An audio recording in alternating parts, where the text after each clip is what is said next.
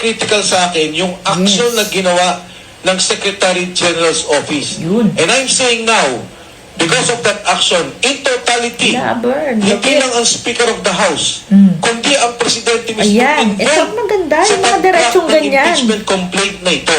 Yes. Ayaw nilang pakinggan. True. At ayaw nilang sagutin. Ayaw nilang harapin yung talaga. taong bayan. Lahat tayo dito, involved sa graft and corruption, Yes. lahat galit. Anong sabi ngayon ng survey? 68% 68% want the impeachment yes. complaint. Lahat gustong malaman ano ba ang ginawa ninyo. Yes, Sino true. ba ang accountable dito? Wala naman Why did sinasagot you talaga block eh. us all of a sudden? Hindi, we will not take this sitting down na tapos na. Yun, ganito dapat. Pinabayaan na natin. Laban No, kung we will not laban. do that. We feel that more than personal, Yes, it's our responsibility to laban. the Tuloy-tuloy. Filipino people to put these charges in play and for the President to answer and to respond Ayun. dun sa charges namin. Okay. But nagkakaisa Eto pa. kami. And this is a Lupit. warning to the Office of the Secretary Yan, General warning that na. we will file against a case Yes. against the Mali office. kasi talaga In yung ginawa particular, sa kanila. i-discuss namin. Eto, Number oh. 2, in the case of Congressman Saldico, Ayun. yes, he is willing to be a witness. Kung hindi man siya napayagan sa Blue Ribbon Yes, Committee true. na mag-zoom, and we have done that, alam niyo ho yan, under suspended rules, pinapayagan natin yan. Yes, pwede naman Kung ba't sa iba. magagawa ito sa impeachment at naniniwala silang dapat malaman ang katotohanan. At siyempre, bigyan din ang pagkakataon ng Presidente Yes. na sumagot dito sa mga charges na nandito. Saldico is willing to testify on our behalf. It's a Ayun. graft and corruption issue at sa lahat na nalalaman niyang bigayan ng pera maging Ayan, yung buti na pag-aayos lang. ng Akala ko'y budget, umatras na hindi si ang Saldico program. eh. So, eto na nga. Ito, isa rin to talaga si Kong Mike. Talagang, ang tapang niya. Simula nang lumabas to, dire-diretso. Walang tigil. Talagang, basta nung, di ba, sinasabi nga na, yung, nag-umpisa to kay Gutesa, parang sabi niya, parang na-realize daw niya doon na talagang, may sangkot talaga tong to. Parang, lahat na nangyayari ay talagang alam ng presidente. So, hindi na siya talaga nanahimik. Tuloy-tuloy sa rally. Ito nga, tapos alam niya yung nangyayari, ginagawa nila kay Gutesa, siya yung nagsasabi ng ganito.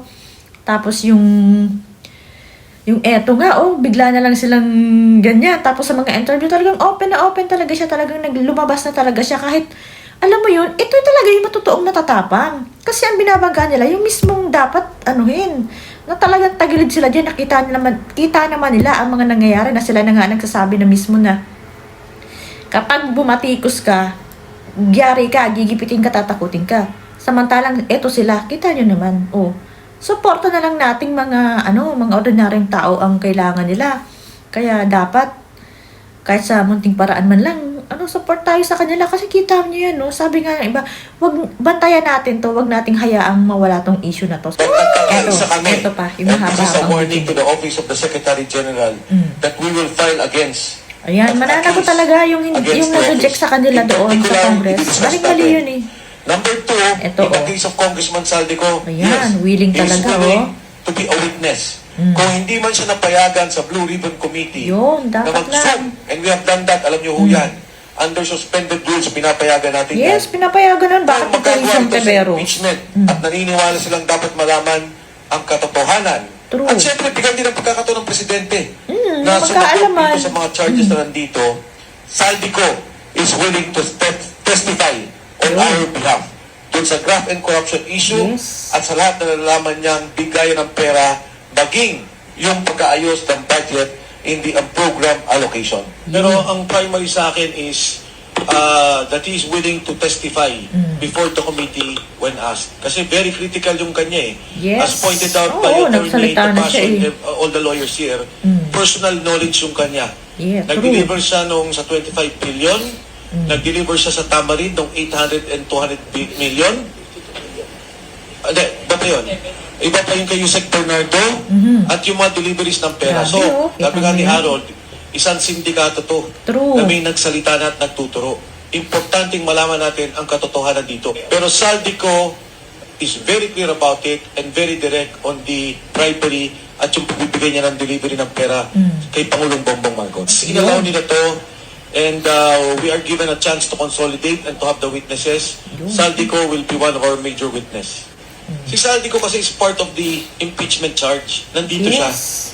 And Siyempre, yung mga pinagsasabi nun talaga. He signified his willingness to be a witness Ayun. on that Kala ko particular imatras na yan eh. What I said was, kung Hindi na kasi papasok yung kay nagparamdam. Atty. De Jesus, papasok ang Makabayan Block impeachment, papasok yung amin impeachment, it will be good. And we can consolidate the impeachment complaints in the Justice Committee hearing. Nung binara kami Ayan. at hindi pinapasok yung Makabayan Block at hindi pumasok yung aming complaint, alam ko na moro-moro ang Yes, gagawin. totoo. So very, very critical sa akin yung action na ginawa ng Secretary General's Office. Yes, And I'm saying mali. now, because of that action, Ayan, interquality, ang tapang nila. hindi lang ang Speaker of the House, kundi ang Presidente mismo involved sa pag-block ng impeachment complaint na ito. Ayaw nilang pakinggan at ayaw nilang sagutin Yan yung dapat. hinahin ng taong bayan. Lahat tayo Di- di- dito, yung presidente na yung mga- involved sa grabe corruption, lahat galit. Anong sabi ngayon ng survey? 68% want the impeachment complaint. Yes. Lahat gustong malaman ano ba ang ginawa ninyo. Sino Yes, ba hindi ang naman kasi accountable sumasagot dito? eh. Why did you block us Ano all of a ginagawa? sudden? Binabaan kami. Yeah. Attorney Salonga, Executive Director. Sabi ko, can you receive? I cannot. Can anyone receive? Grabe, Kahit oh. ministerial yung tao yung nasa harapan. I cannot. It is not Bakit only yun? Grabe. that they are not authorized, but they are rejecting our Yes, submission. true. Walang gustong tumanggap. So Takot I'm eh. saying now, that is a scam. The De Jesus impeachment complaint Yun. is a scam. It does not only involve the Secretary General's office, it involves the leadership of the House and the Yes. President himself. Ayun. Yun This is yung the first maliit. time that this happened. Nung Oh. Bautista impeachment, hindi kami blinak. Inaccept ang aming impeachment complaint.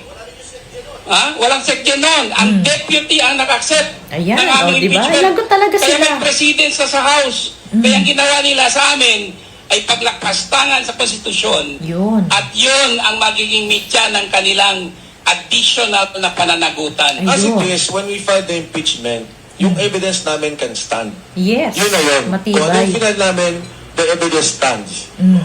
Kung meron pang, at sigurado kung marami pang lalabas, Ayun. hindi, we will not take this sitting down na tapos na. Pinabayaan na namin. No, we will Walang not do ganon. that. We feel that more than personal, it's our Ito ang responsibility to the malupit. Filipino Dapat people ganyan ang laban. to put Tuloy-tuloy. these charges in play and for the President Yes. to answer and to respond dun sa charges namin. Okay.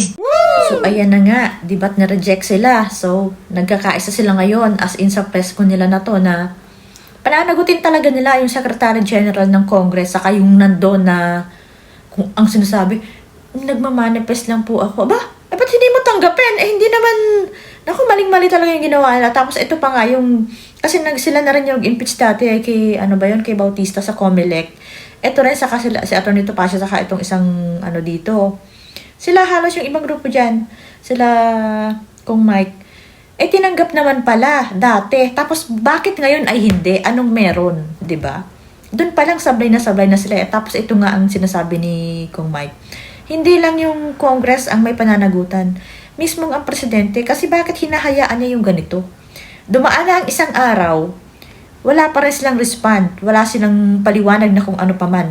Talagang pinaplano nila. Talagang sinasadya nila. Ibig sabihin. Kahit nasa bakasyon ka pa, garapil ba yun?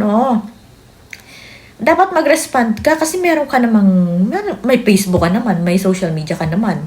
Tapos may tagapagsalita naman yung amo mo. Bakit hindi man lang? Ang daming ang tagapagsalita dyan di ba? Wala talaga, sinadya talaga. Kaya sinasabi ni Kong Mike na ngayon sinasabi ko na gagawin talaga nila ay moro-moro. At yung unang impeachment talaga na yun ay scam. Hindi dapat paniwalaan. Kasi nga, nila yan, parang script nila yan, parang way nila yan para talagang sinadya nilang mangyari yan. Ay hindi, kaya nga siguro hindi nagparamdam tong mga to kasi nga ganyan ang gagawin.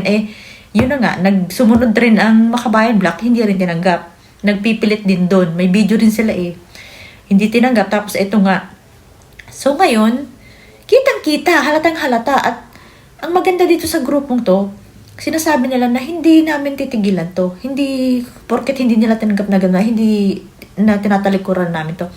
Personal na namin to, parang inilalaban na nila na personal din ang gustong gawin yung mga ginagawa nila. Kaya, hindi tuloy-tuloy ito hanggat mapanagot nila si BBM.